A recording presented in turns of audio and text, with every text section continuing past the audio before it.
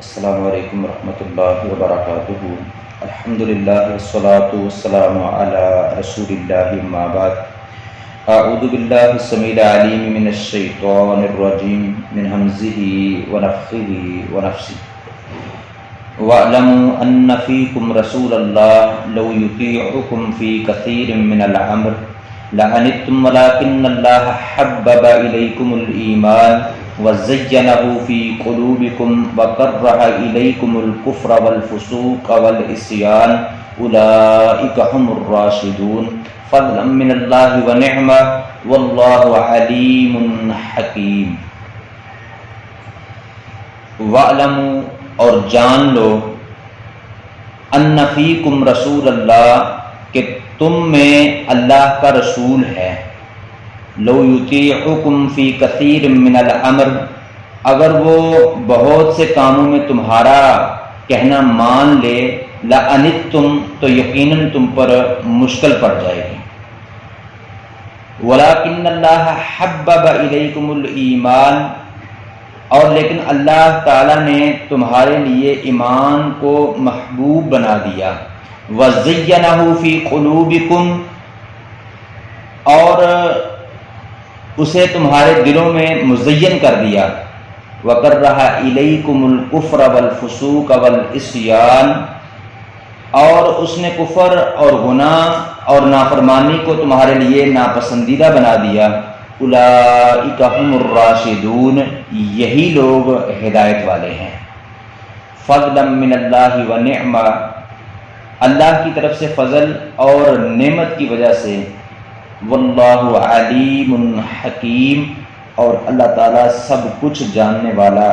کمال حکمت والا ہے۔ سورہ حجرات کی آیت نمبر 7 اور 8 کی تلاوت اور ترجمہ کیا ہے۔ وَاعْلَمُوا أَنَّ فِيكُمْ رَسُولَ اللَّهِ، یہ بات ظاہر ہے کہ ہر صحابی رسول یہ بات جانتا تھا کہ اللہ کا رسول ہم میں موجود ہے۔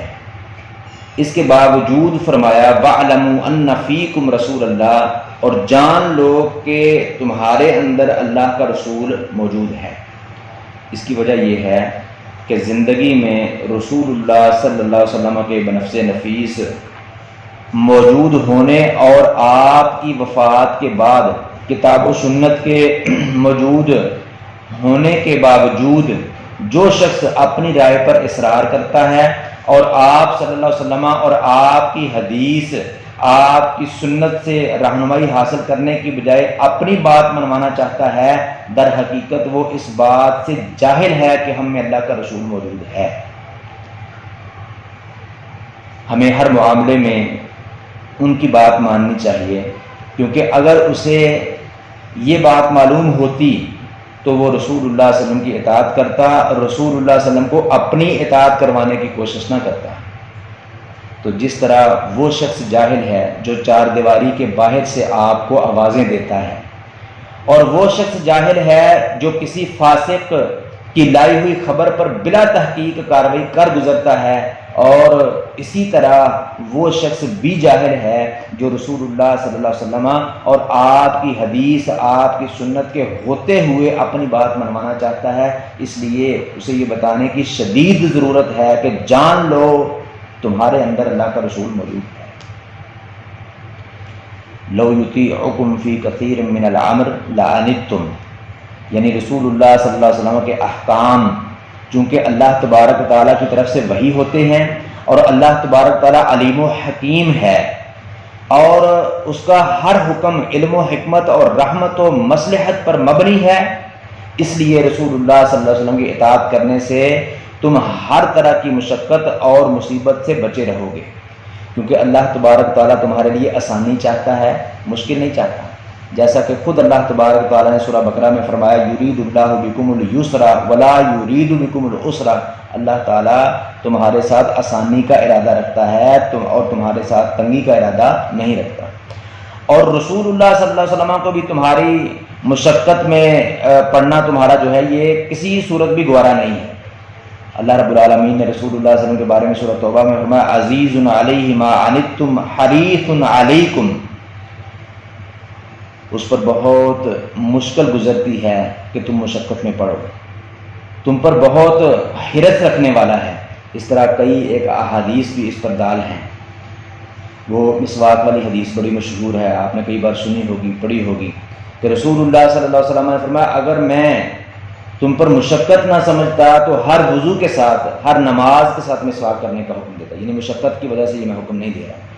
اسی طرح حج والی حدیث، حج کرنے کا حکم، حج کی فرضیت رسول اللہ صلی اللہ علیہ وسلم نے بیان فرمائی تو صحابی نے 3 مرتبہ پوچھا کہ اللہ کے رسول بتائیے ہر سال حج فرض ہے؟ آپ خاموش رہے۔ پھر آپ نے فرمایا اگر میں کہہ دیتا ہر سال فرض ہے تو ہر سال فرض ہو جاتا، لیکن تم اس کی طاقت نہ رکھتے، تمہارے پاس یہ طاقت نہیں تھی، تم پر یہ مشقت گزرتی۔ تو رسول اللہ صلی اللہ علیہ وسلم کو بھی امت کی مشقت کا بہت زیادہ خیال تھا۔ اس کے برعکس اگر رسول اللہ صلی اللہ علیہ وسلم تمہاری اطاعت کرے تو تم خود مشقت میں پڑ جاؤ گے، کیونکہ اول تو تمہاری سب کی بات ایک نہیں ہوگی، ہر بندہ اپنی بات منوانے کی کوشش کرے گا، جو اس کے خیال میں بہتر ہوگی، جو اس کے خیال میں فائدہ مند بات ہوگی وہ اس کو سامنے رکھے گا، اس کو منوانے کی کوشش کرے گا، اس کے مطابق جو ہے وہ شریعت کو چلانے کی کوشش کرے گا۔ تو رسول اللہ صلی اللہ علیہ وسلم کس کی بات مانیں گے اور کس کی بات کا امت کو حکم دیں گے کہ تمہارا علم جو ہے وہ ناقص ہے، نہ تمہیں مستقبل کی کوئی خبر ہے، نہ تم غیب کا علم رکھتے ہو، تمہیں کیا معلوم کہ تم جسے اپنے لیے فائدہ مند سمجھ رہے ہو وہ تمہارے لیے انجام کے اعتبار سے کتنی زیادہ نقصان دہ ہو۔ اس لیے کائنات کا نظام درست چل ہی اس لیے رہا ہے کہ وہ ایک اللہ تبارک تعالیٰ کے حکم کے مطابق چل رہا ہے۔ اسی طرح شریعت کا نظام بھی صرف رسول اللہ صلی اللہ علیہ وسلم کی اطاعت سے ہی صحیح چل سکتا ہے، کیونکہ رسول اللہ صلی اللہ علیہ وسلم کی اطاعت در حقیقت اللہ تبارک تعالیٰ کا حکم ماننا، اللہ تبارک تعالیٰ کی اطاعت کرنا ہے۔ اللہ رب العالمین سورہ المؤمنون میں فرماتے ہیں وَلَا بِاتَّبَعَ الْحَقُّ أَهْوَاءَهُمْ لَفَسَدَتِ السَّمَاوَاتُ وَالْأَرْضُ وَمَنْ فِيهِنَّ، اور اگر حق ان کی خواہشوں کے پیچھے چلے تو سارے آسمان اور زمین اور جو کوئی ان میں ہے یقیناً بگڑ جائے گا، فساد ہی فساد پھیل جائے گا۔ لو یطیعکم فی کثیر من الامر، اس آیت میں اس بات کی طرف بھی اشارہ ہے کہ رسول اللہ صلی اللہ علیہ وسلم بعض تدبیری امور میں تمہارا مشورہ مان بھی لیتے ہیں، کیونکہ انہیں اللہ رب العالمین کی طرف سے یہی حکم ہے کہ ان سے مشورہ کرو۔ چنانچہ آل عمران میں اللہ رب العالمین نے حکم دیا رسول اللہ صلی اللہ علیہ وسلم کو وَشَاوِرْهُمْ فِي الْأَمْرِ کہ کام میں ان سے مشورہ لیا کر، مگر یاد رکھیں کہ تمہارا کام حکم دینا نہیں ہے، مشورہ دینا ہے۔ رسول اللہ صلی اللہ علیہ وسلم مناسب سمجھیں گے تو مشورہ مان لیں گے، اور مناسب نہیں سمجھیں گے تو مشورہ نہیں مانیں گے۔ آخری فیصلہ، حتمی بات وہ رسول اللہ صلی اللہ علیہ وسلم کی ہی بات ہوگی، جیسا کہ اللہ تبارک تعالیٰ نے آپ کو آل عمران میں حکم دیا فَإِذَا عَزَمْتَ فَتَوَكَّلْ عَلَى اللَّهِ، جس بات کا پختہ ارادہ کر لے تو پھر اللہ پر بھروسہ کر، یعنی اللہ پر بھروسہ کر کے اس کو شروع کر۔ وَلَٰكِنَّ اللَّهَ حَبَّبَ إِلَيْكُمُ الْإِيمَانَ، ایمان سے مراد یہاں پر رسول اللہ صلی اللہ علیہ وسلم کی اطاعت، آپ کا حکم ماننا، آپ کے پیچھے چلنا، آپ کی پیروی کرنا ہے، جس میں تصدیق بالقلب، اقرار باللسان اور عمل بالجوارح، تینوں چیزیں شامل ہیں۔ یعنی اگر رسول اللہ صلی اللہ علیہ وسلم بہت سی باتوں میں تمہاری اطاعت کریں تو یقیناً تم مشکل میں پڑ جاؤ گے، لیکن اللہ رب العالمین نے تمہیں مشکل میں پڑنے سے بچا لیا۔ ایمان یعنی رسول اللہ صلی اللہ علیہ وسلم کی اطاعت اور پیروی کو تمہارے لیے محبوب بنا دیا اور تمہارے دلوں میں مزین کر دیا کہ تم خوش دلی سے رسول اللہ صلی اللہ علیہ وسلم کی اطاعت میں جو ہے وہ کام کرتے ہو، رسول اللہ صلی اللہ علیہ وسلم کی اطاعت پر کاربند ہو گئے۔ اس لیے بعض اوقات بتقاضۂ بشریت تم سے غلطی ہو بھی جاتی ہے، مگر ایمان کی محبت اور کفر سے نفرت کے بدولت تم جلد ہی اللہ تبارک تعالیٰ کی طرف رجوع کر لیتے ہو اور گناہوں سے باز رہتے ہو۔ وَقَرَّهَ إِلَيْكُمُ الْكُفْرَ وَالْفُسُوقَ وَالْعِصْيَانَ، یعنی کفر، فسوق اور عصیان کو تمہارے لیے ناپسندیدہ بنا دیا ہے۔ ایمان میں تصدیق بالقلب، اقرار باللسان اور عمل بالجوارح یا عمل بالارکان تینوں شامل ہیں۔ کفر دل کی تصدیق نہ ہونا، فسوق زبان سے اقرار نہ کرنا اور عصیان عمل نہ کرنا ہے۔ اولئک ھم الراشدون، یعنی یہ لوگ جن کے لیے اللہ تبارک تعالیٰ نے ایمان کو محبوب بنا دیا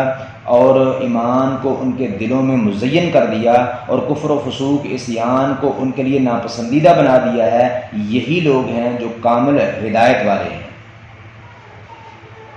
اللہ فضلا من اللہ و نعمہ، یہ اللہ کی طرف سے فضل اور نعمت کی وجہ سے ہے، یعنی ان کا ایماندار ہونا اور ایمان کا ان کے لیے محبوب ہونا اور ان کے دلوں میں مزین ہونا اور کفر فسوق عصیان سے نفرت کرنا اور ان کا راشدون ہونا، ہدایت یافتہ ہونا، یہ اللہ کا فضل اور اللہ کی نعمت ہے۔ واللہ علیم حکیم، یعنی اللہ تبارک تعالیٰ نے یہ یوں ہی فیصلہ نہیں کر دیا، یوں ہی اندھا دھند بات نہیں کی، بلکہ کمال علم و حکمت کی بنا پر انہیں اپنے نبی صلی اللہ علیہ وسلم کی صحبت کے لیے منتخب فرمایا ہے۔ اللہ تبارک تعالیٰ سے دعا ہے کتاب و سنت کو صحیح معنوں میں سمجھنے، عمل کرنے اور دوسروں تک پہنچانے کی توفیق عطا فرمائے۔